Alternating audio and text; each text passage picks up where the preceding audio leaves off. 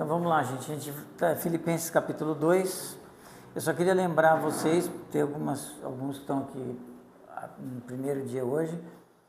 A carta do apóstolo Paulo aos Filipenses, ela trata então de uma situação de uma igreja numa cidade que tinha sido fundada não é bem, mas tinha sido consolidada pelo pai de Alexandre o Grande, então na cidade grega, que era uma cidade que nesse momento estava sob o governo romano, então eles tinham essa questão da dupla cidadania.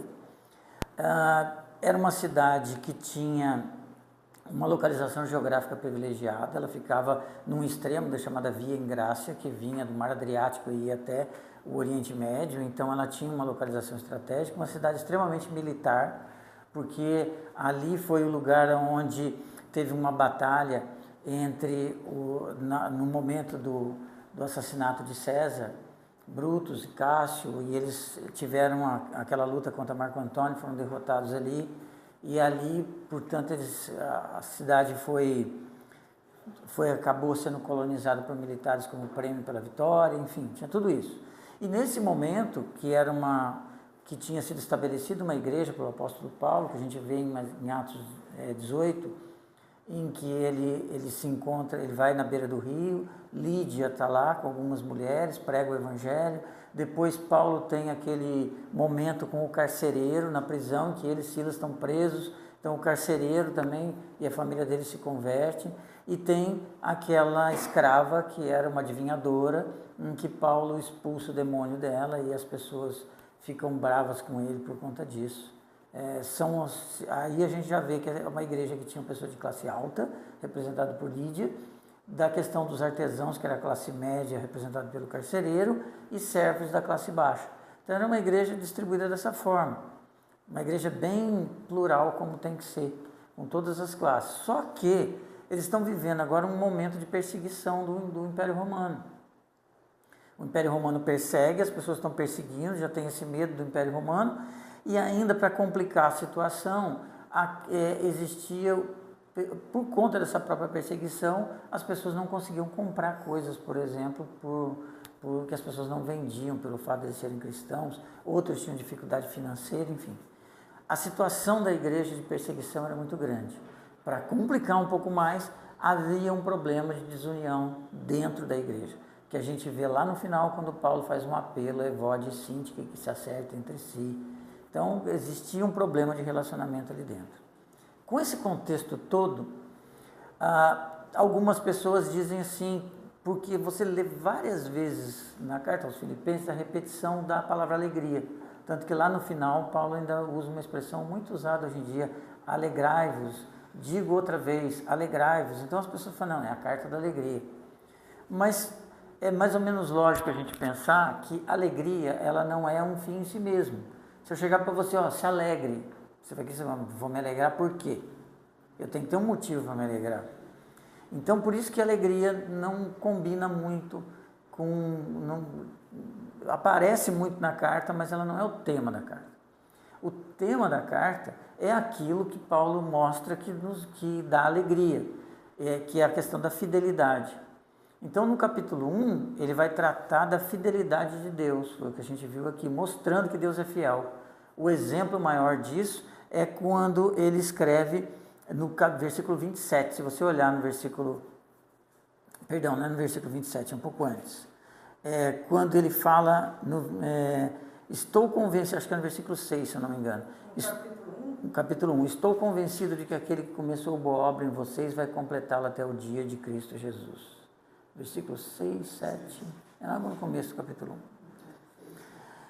1. 6, né? Então, estou convencido de que aquele que começou a boa obra vai completá-la até o Cristo Jesus. Se você prestar atenção, quem completa algo que prometeu fazer é alguém que é fiel àquilo que prometeu.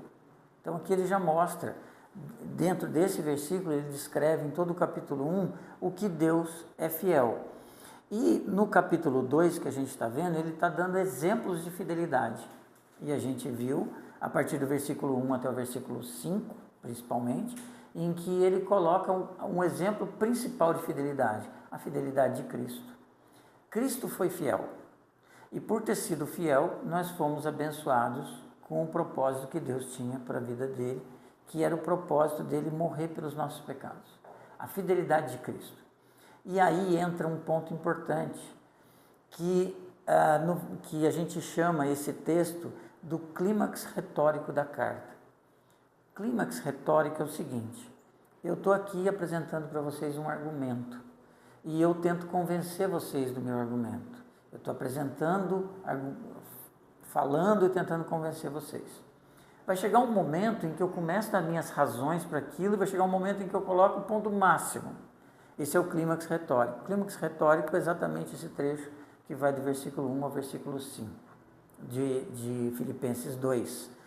E há aí um ponto muito importante, que é o versículo 5, quando ele diz que haja em vocês a mesma mentalidade de Cristo Jesus, ou a mesma atitude de Cristo Jesus, dependendo da versão bíblica que você tem. Ele usa uma palavra muito importante no grego, que é a palavra phronesis. Essa palavra, ela não tem uma tradução muito definida. Por isso essa dificuldade, por isso que você encontra aí mentalidade, atitude, sentimento, porque ela envolve tudo isso. A palavra phronesis, ela poderia ser explicada como eu ter a mesma visão das coisas, a mesma visão de mundo. Mentalidade eu acho que é uma tradução que cai bem, mas sentimento não é, né? Porque phronesis é muito mais do que isso. Então eu fazer algo porque realmente eu desejo fazer, porque eu entendo que aquilo é o certo, porque a minha mente faz com que aquele caminho para mim seja o melhor caminho. Por isso que talvez a melhor tradução seja da NVI, que diz: tem em vós a mesma mentalidade que havia em Cristo Jesus. Então, o que ele está exortando o pessoal de Filipos? Que a mentalidade de vocês seja a mesma de Cristo. Qual que era a mentalidade de Cristo que ele defendeu um pouco antes? A fidelidade. Então, a mentalidade, o enxergar as coisas da maneira correta, faz com que você mantenha-se naquele caminho, independente das circunstâncias. Cristo sofreu e padeceu tudo aquilo porque ele enxergava o bem maior que tinha sobre aquilo. O propósito maior da vida dele. O propósito maior da vida dele era dar a vida pela nossa vida. Então, isso o movia a passar por todo o sofrimento, desde que ele defende aí no início, que é desde se tornar homem, a humilhação de se tornar homem. E aí eu falei para vocês aqui que a humilhação que Paulo defende não é simplesmente o fato de ser homem, mas é permanecer Deus sendo homem. É Deus se fazer homem. A humilhação não é simplesmente sofrer, mas é Deus sofrer, porque Jesus não deixou de ser Deus. Ele continua sendo Deus, e passou a ser homem. Ele continua sendo Deus, sofreu tudo aquilo. Então, essa é a humilhação. E isso só se poderia passar através dessa mentalidade. Isso faz todo sentido para alguém que está sofrendo. Eu chego para alguém que está sofrendo e falo para ele: não, você tem que ficar alegre. Não tem muito sentido isso. Eu vou ficar alegre com o quê? Por que eu vou ficar alegre com uma desgraça que aconteceu na minha vida? Não tem como. Agora, se o nosso foco não está no sofrimento, mas está em tudo aquilo que Deus representa na minha vida, em todo o propósito que eu tenho para a minha vida, no meu caminhar, a minha sensação interior é uma sensação de plenitude em Cristo, e aí sim de alegria, enquanto eu suporto as tristezas e amarguras dessa vida. Por isso que o Paulo vai trabalhar o tempo todo na carta nesse tripé, que é ele mesmo, os filipenses, Cristo e a fidelidade de Deus sustentando todos. Então, ele deu o exemplo maior de fidelidade, que é o exemplo de Cristo. E hoje nós vamos ver a partir do versículo 12, em que ele começa a colocar o exemplo dele. Tá? Então, é como se ele dissesse assim no capítulo 2. No capítulo 1 ele diz: Deus é fiel. No capítulo 2 ele começa a dar exemplos de fidelidade. Então ele fala: Cristo foi fiel, Cristo é fiel. E aí, se você tivesse que, de repente, conversando com ele, ele vai falar: Paulo, mas Jesus é Jesus. Você não escuta isso hoje em dia? Às vezes, quando você fala: Cristo fez uma... mas Jesus fez. Então, aí ele, na sequência, ele vai dar o exemplo dele. Aí você poderia também, aquele chato do momento, argumentar assim: mas é Paulo. Ele fala: não, mas aí ele dá logo depois o exemplo de Timóteo. E por último, ele dá o exemplo de Epafrodito. Então ele dá exemplos de fidelidade, né, nesse argumento, tá? Então, versículo 12, eu vou ler aqui para vocês na NVI. Se a sua for um pouco diferente, a gente vai discutindo algumas coisas que tiver diferente aqui. Versículo 12 e 13. Então, assim, meus amados, como sempre vocês obedeceram, não apenas em minha presença, porém, mais agora na minha ausência, ponham em ação a salvação de vocês com temor e tremor. Pois é Deus que efetua em vocês tanto o querer quanto o realizar, de acordo com a boa vontade dele. Ok? Então, o que está vendo aqui? Veja que começa esse trecho com assim. Paulo acabou de dar o exemplo de Cristo, acabou de dizer tudo o que ele fala sobre Cristo até o versículo 11, e aí no versículo 12 ele diz, assim, meus amados. Então ele está conectando, esse assim está ligando o que ele vai falar agora com o que ele falou antes, tá? E se ele falou antes, até o versículo 11, do exemplo da fidelidade de Cristo, ele volta agora, assim como Cristo foi fiel, vocês também sejam. Experimenta substituir a palavra obedeceram pela palavra fiel. Como se ele dissesse, assim, meus amados, como vocês sempre foram fiéis, não apenas na minha presença, porém agora na minha ausência, ponham em ação a salvação de vocês com temor e tremor. Então, a palavra fidelidade encaixa aqui também. Se você parar agora para pensar, volta a sua Bíblia um pouquinho no capítulo 1, versículo 27. Eu falei para vocês que eram pessoas que tinham dupla cidadania, e Paulo trabalha isso no sentido da dupla cidadania que o cristão tem. O cristão, nós dizemos, tem dupla cidadania. Por quê? Porque ele é um cidadão dessa terra, mas é também um cidadão dos céus. Então, no 27, ele põe assim, não importa o que aconteça, exerçam sua cidadania de maneira digna do Evangelho, para que assim, quer eu vá e os veja, quer apenas ouça a seu respeito em minha ausência, fique eu sabendo que vocês permanecem firmes, ou fiéis, poderia ser traduzido assim também, num só espírito, lutando unânimes pela fé evangélica. Tá? Então, já no 27, ele começa a esboçar, esse argumento. Depois, no 2,5, ele põe aquilo que eu falei para vocês, seja a atitude de vocês a mesma de Cristo Jesus, a questão da mentalidade. E aí, no 12 e no 13, esse argumento que eu coloquei para vocês. Então, ele está criando um ambiente de argumentação dele aqui, ok? E quando você vai olhar o versículo 12 separado, esse versículo 12 é um versículo interessante, porque eu não sabia disso, mas é um versículo que é considerado um dos versículos controversos da Bíblia, no que diz respeito a disputas teológicas entre pessoas que creem na salvação por obras e pessoas que creem na salvação por fé. Porque ele está nesse meio pela maneira como Paulo construiu. Só que Gordon Fee, por exemplo, que é quem mais a gente está usando como base nesse estudo, ele fala que isso é uma discussão inútil, até pela maneira, quando você vai olhar a gramática, o que Paulo escreveu, as pessoas, na verdade, fazem aquilo que é muito feito, né? Tiram do contexto. Então, ele tem sido muito, muito discutido nesse embate de salvação e atitude. Na verdade, o que Paulo está tratando aqui, e o ponto disso está nesse obedeceram, essa palavra obedeceram que está aqui, e pôr em ação a salvação. Esses dois pontos, eles são, e aí a gente precisa ver cada um deles especificamente, para a gente poder ter ideia do que significa. Obedeceram, por exemplo. Vai na sua Bíblia, em Romanos, capítulo 1, versículo 5, uma outra carta escrita por Paulo, para você entender qual é a visão de Paulo sobre obediência. Em Romanos, capítulo 1, versículo 5, Paulo escreve assim, também vou ler aqui na NVI para vocês. Por meio dele, que é de Cristo, e por causa do seu nome, recebemos graça e apostolado para chamar dentre todas as nações um povo para obediência, que vem pela fé.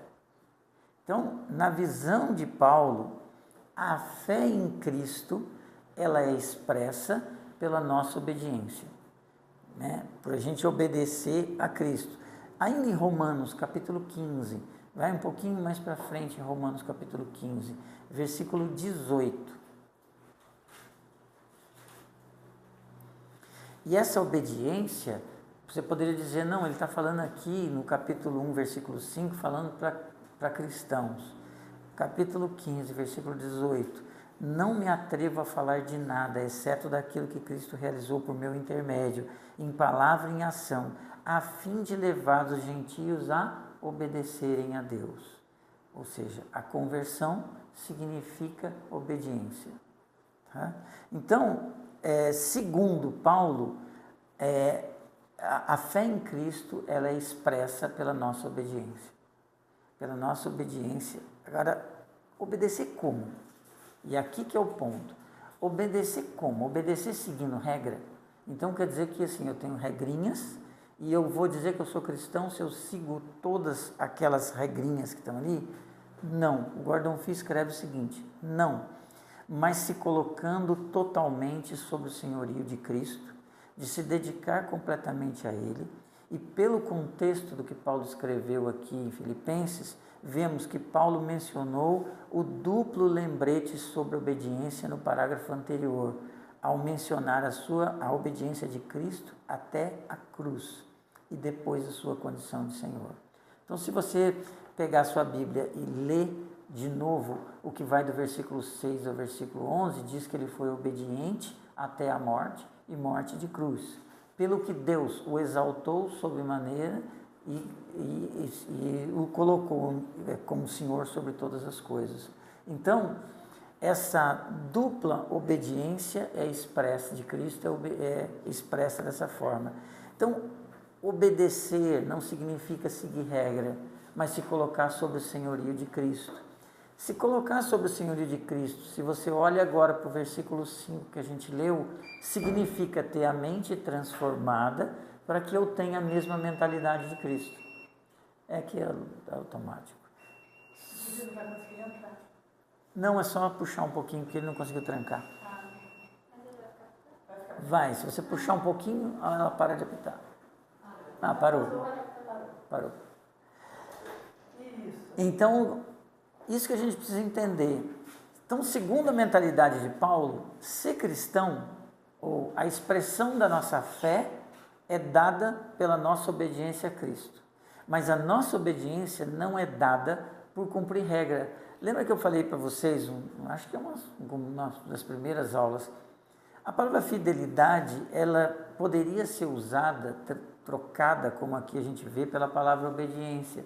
Mas a palavra fidelidade é melhor do que obediência. Porque obediência, no nosso contexto em português, pode ser subentendido dessa forma. Olha, por que você faz? Não, porque mandaram, eu estou sendo obediente. Mas quando eu estou sendo fiel, eu também obedeço. Mas por quê? Porque eu sei a quem eu pertenço. Por quê? Porque eu amo a quem eu pertenço. Por quê? Porque eu quero fazer aquilo para o qual eu fui chamado. Então a palavra fidelidade, ela traduz melhor o que significa ser cristão. Ser cristão não significa fazer porque mandaram, significa fazer porque eu entendi qual é o meu propósito. Eu entendi o sacrifício de Cristo, eu sou grato a Cristo por aquilo que Ele fez e dessa forma eu busco uma transformação da minha mente e a transformação da mente só vem pelo relacionamento com Ele e o conhecimento que a palavra nos traz. E aí ele diz o seguinte, não apenas no versículo 12 ainda do Filipenses 2, não apenas em minha presença, porém muito mais agora na minha ausência. Paulo então lembra os filipenses da obediência deles a Cristo antes, ou da fidelidade deles a Cristo antes. E agora que ele, Paulo, está ausente e que surgiram algumas diferenças no meio deles, diferenças de relacionamento, ele está exortando essas pessoas a continuar sendo fiel, a continuar obedecendo, muito mais agora que ele não está presente. Por quê? Porque isso reflete a presença de Cristo no meio deles.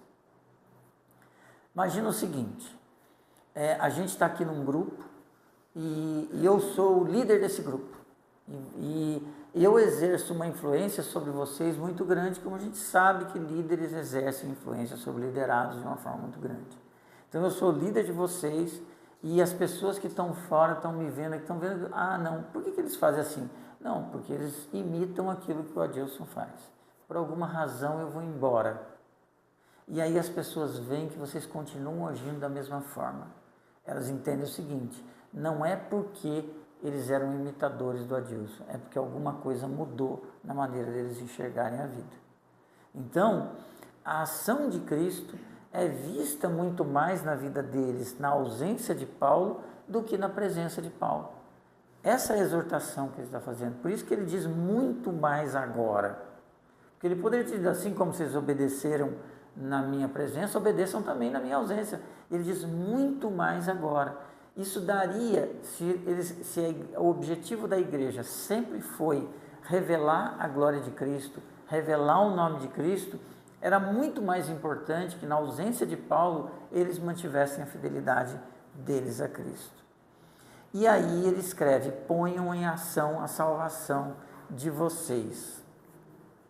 Se você agora volta de novo no capítulo 1, no versículo 28, talvez você consiga entender melhor o que ele diz, como põe em ação a salvação de vocês.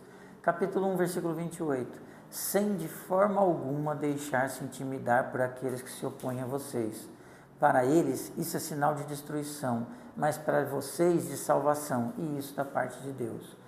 Pôr em ação, então, a salvação de vocês, significa mostrar às pessoas o Cristo que habita neles. Esse é o pôr em ação. Então, por isso que o Gordon Fee diz que não faz muito sentido essa discussão sobre, não, tá vendo? Pega Filipenses, capítulo 2, versículo 12, e você vai ver que para ser salvo eu preciso fazer um monte de coisa. Para ser salvo, eu preciso, senão eu não sou salvo. A questão de Paulo aqui, ele não está tratando de salvação final, porque, de novo, e entenda o seguinte, quando a gente usa a expressão ser salvo, eu não estou fazendo menção a uma coisa que vai acontecer no futuro quando Cristo voltar. Quando eu uso essa expressão, eu estou falando de algo que já aconteceu.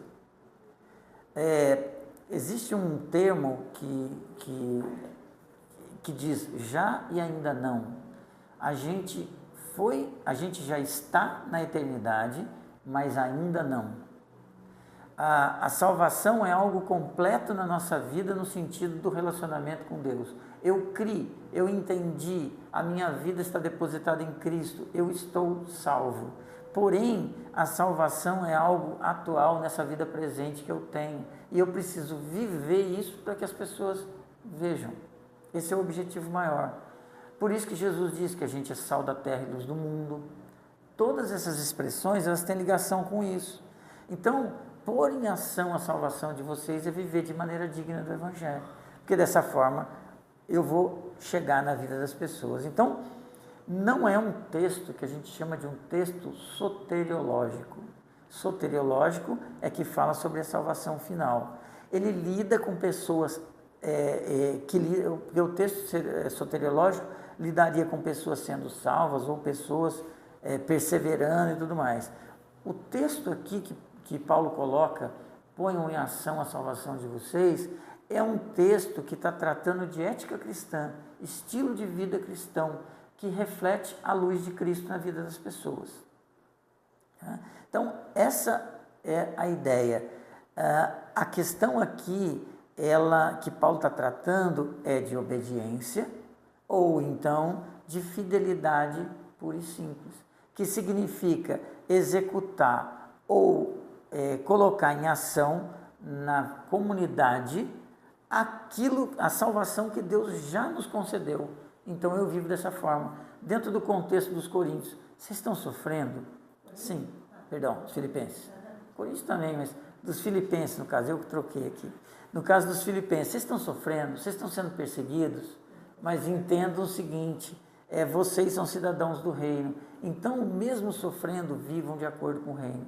Vocês têm diferença entre vocês? Resolvam. Por quê? Porque as pessoas precisam olhar para vocês e ver em vocês a salvação que tem em Cristo. Isso tem que ser cumprido no ponto de vista individual, mas a ideia de Paulo aqui era a ideia da igreja. Então, a igreja nossa aqui em Taubaté, isso tem que ser cumprido na minha vida, beleza, mas eu sou parte do todo. Então, o que ele está se importando aqui? Todas as pessoas que chegarem ali, entrarem aqui, vão ver, nossa, Cristo está presente no meio dessas pessoas, mesmo que tenha alguém que não está muito bem, mas na verdade eu estou vendo o todo. Mas é responsabilidade de cada um entender que nós precisamos ter harmonia entre nós, que nós precisamos amar as pessoas, que nós precisamos viver o Evangelho, porque dessa forma Cristo vai ser visto no nosso meio. Viu? Alguma coisa aqui? Alguma dúvida? Não? E ele termina o versículo 12 dizendo que a gente deve pôr em ação com temor e tremor. Essa expressão é uma expressão emprestada de Paulo do Antigo Testamento, em que ela tinha muito. No Novo Testamento ela aparece poucas vezes. E ela, na verdade, ela tem a ver com o entendimento de quem Deus é. O temor e tremor é você entender quem Deus é, a grandeza de Deus, para não precisar ficar explicando muito, mas é uma expressão que tem mais a ver com o Antigo Testamento. Várias vezes você vê essa expressão se repetindo no Antigo Testamento. Tá? E ele pega isso emprestado. Versículo 13, ele coloca algo que é mais importante ainda para a gente. Quando ele diz, pois é Deus quem efetua em vocês tanto querer quanto realizar de acordo com a vontade dele. Veja só que eu acho, essa é uma das coisas que para mim são mais perfeitas e belas dentro do Evangelho de Cristo. Porque embora você deva agir como Cristo quer e obedecer, embora você tenha que agir com temor e tremor, ele diz o seguinte, quem leva você a isso é o próprio Deus. Porque o Evangelho não é um Evangelho do esforço próprio. Você pega uma pessoa, eu estava conversando essa semana com uma pessoa que teve uma grande transformação na vida, teve uma transformação grande. Imagina assim alguém que era água e passou a ser vinho, do ponto de vista daquilo que você vê. Mas você pode ter uma grande transformação sem Cristo, não pode? Você não conhece alguém que de repente teve uma mudança grande e não tem Cristo? Sim, pode acontecer. E às vezes tem pessoas que ficam buscando transformação no esforço próprio. E essa transformação no esforço próprio não reflete necessariamente relacionamento com Cristo. O relacionamento com Cristo, ele está ligado a uma transformação gerada em mim pelo próprio Deus, que é reflexo do meu relacionamento com Ele. Eu posso, de repente, vir para a igreja e não ter me convertido e começar a viver exatamente como as pessoas da igreja vivem. Então eu fumava, agora não fumo mais, parei de fumar. Eu bebia, não bebo mais, parei de beber. Eu só venho aqui e não ser convertido. O que esse versículo deixa muito claro é que a transformação que está em nós é obra do Espírito Santo em nós. E essa obra, ela é fruto de relacionamento. Então quer dizer que eu não preciso mudar nada? Lógico que preciso, mas eu tenho que entender que a minha transformação, ela não é motivada para ganhar um presente de Deus por causa disso. Senhor, eu passei a vir na igreja todo domingo, eu parei de fumar, parei de beber, parei de brigar, parei isso, parei aquilo, então agora o Senhor cuida de mim e me abençoa. Não é essa a ideia. A ideia, o propósito é essa transformação acontecer pela ação de Cristo em mim, o que reflete a Cristo na minha vida. Então, esse versículo 13 deixa muito claro que é Deus quem efetua em nós, tanto o querer quanto o realizar. É uma mudança de vontade, é uma mudança de visão de mundo em que me leva a essa transformação de atitudes que eu vou tomar depois. Então, a ação de Deus na nossa vida provoca em nós tanto obediência quanto fidelidade. Quem efetua, esse texto diz então, quem efetua é Deus. O que ele efetua? O querer e o realizar. E em quem ele efetua? Em nós. E por que ele efetua? Porque ele é bom. Porque diz a boa vontade dele. Então é que ele dá todas as razões para isso. É Deus que age em nós. Ele age como? Mudando a nossa vontade, mudando a nossa atitude. E por que ele faz isso? Porque ele é bom. É o que Paulo explica aqui. Agora, tá bom, Paulo, mas como obedecer de forma prática? Eu já entendi até aqui que Cristo é o exemplo maior de obediência e que eu devo obedecer e que essa obediência é sinal da ação de Deus na minha vida. Tá, mas como seria na prática obedecer?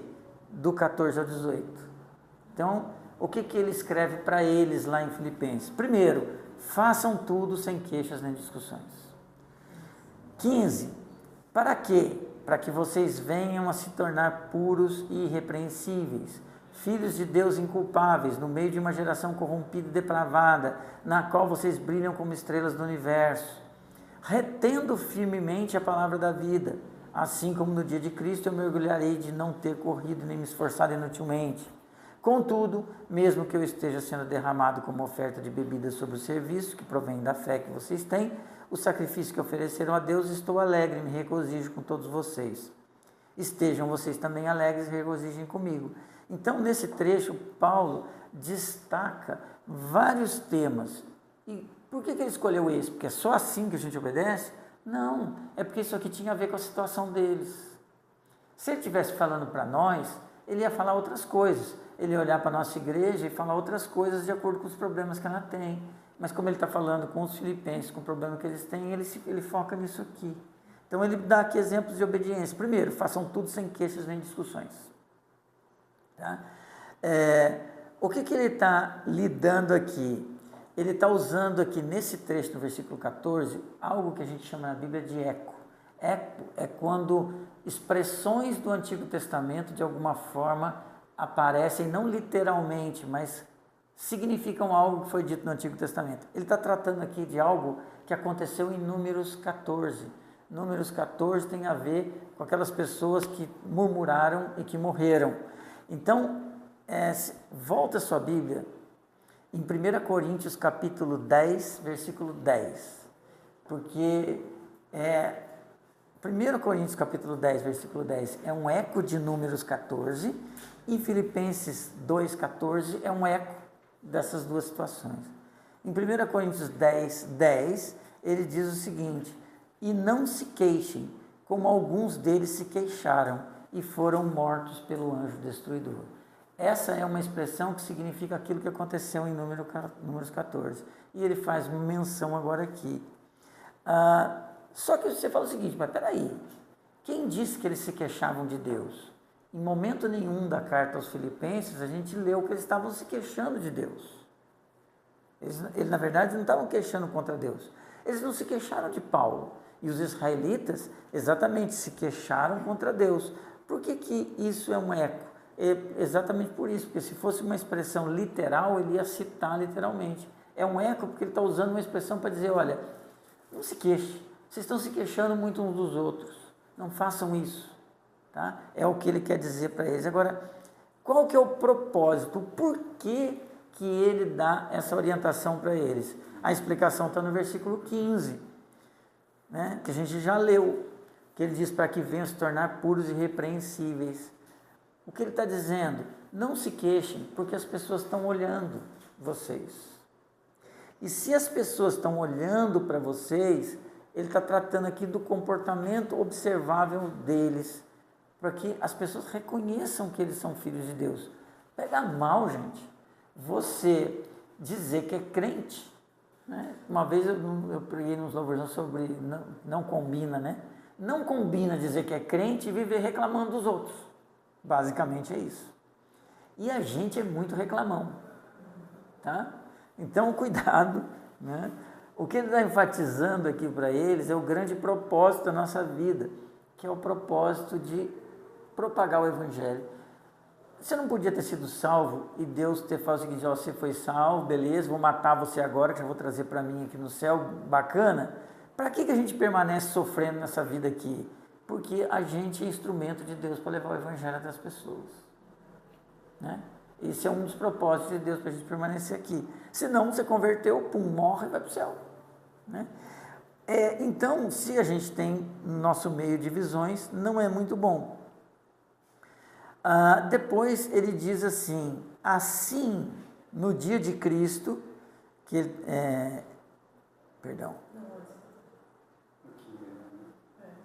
assim, no dia de Cristo, que é o 16b, né? É o 16b. Eu li até o 16a, agora o 16b. A segunda metade do versículo 16. Eu li 15 e 16a. Retendo firmemente a palavra da vida. Aí continua o 16, na segunda parte, assim, no dia de Cristo eu me orgulharei de não ter corrido nem me esforçado inutilmente. Paulo aqui, ele trata uma coisa que é um orgulho no sentido positivo. Vocês sabiam que orgulho tem um sentido positivo? Não. Tem. Porque orgulho no sentido orgulhoso, ele é negativo. Mas orgulho no sentido positivo aponta para um motivo de confiança em alguém. E então o que ele está dizendo aqui? Eu me orgulharei no sentido da confiança de que eles vão completar aquilo, porque ele já disse lá atrás que é Deus quem efetua em nós o querer e o realizar. Então é a confiança que eles têm, e que a glória será de Cristo, não será dele, tá? Por isso é que é um orgulho positivo, é um incentivo à obediência. Eu não tenho culpa, Cássia, o orgulharei é a palavra de Paulo, não é minha. Como é que eu vou dizer eu me orgulharei? Você fala, nossa, Paulo, você está se orgulhando. Eu ficarei feliz, talvez eu estivesse podendo, eu me contentarei, né? Então vamos mudar a palavra aqui, mas eu orgulharei aqui no sentido positivo. E o versículo 17, ele diz assim: contudo, mesmo que eu esteja sendo derramado como oferta de bebida sobre o serviço que provém da fé que vocês têm, o sacrifício que oferecem a Deus, estou alegre e me regozijo com todos vocês. Estejam também alegres e regozijem comigo. Paulo agora traz o próprio exemplo de fidelidade dele, Então, ele está preso, ele está correndo o risco de ser morto. Lá no capítulo 1 ele já diz que confiava que ele seria liberto, mas ele sabe, confiar que é liberto não é uma coisa, vou ser liberto em nome de Jesus, não é isso. Ele confia que ele vai ser liberto, confia que Deus o libertará, mas ele sabe que existe a possibilidade dele morrer. Então, é uma outra coisa para a gente entender: fé não é pensamento positivo, fé é fé naquilo que Deus pode fazer. Eu até usei o exemplo que eu ouvi do Guilherme Nunes, que ele diz que quando eu digo assim, não, eu tenho fé que isso vai acontecer, e aí você acha que porque você tem fé acontece, na verdade você está tendo fé na sua fé, você não está tendo fé em Deus. A fé em Deus é crer que Ele pode fazer todas as coisas, e eu confio que Ele pode fazer todas as coisas, e eu coloco a confiança nele, e se ele fizer ou se ele não fizer, ele é o mesmo. Essa é a fé bíblica, tá? Não é uma... Então ele confiava na liberdade dele, mas ele diz que mesmo que ele seja sacrificado por conta do evangelho, ele se alegra com todos eles e pede que eles se alegrem com ele e se alegrem mesmo. Então ele se alegra como uma oração de ação de graças, e na medida em que eles permanecem fiéis, ele fica alegre. Ele fica alegre quando ele diz lá no capítulo 1 que através da prisão dele, o evangelho foi pregado no palácio do rei. Ele se alegra quando algumas pessoas estão pregando o evangelho, mesmo que seja para poder aumentar o sofrimento dele, mas o evangelho está sendo pregado.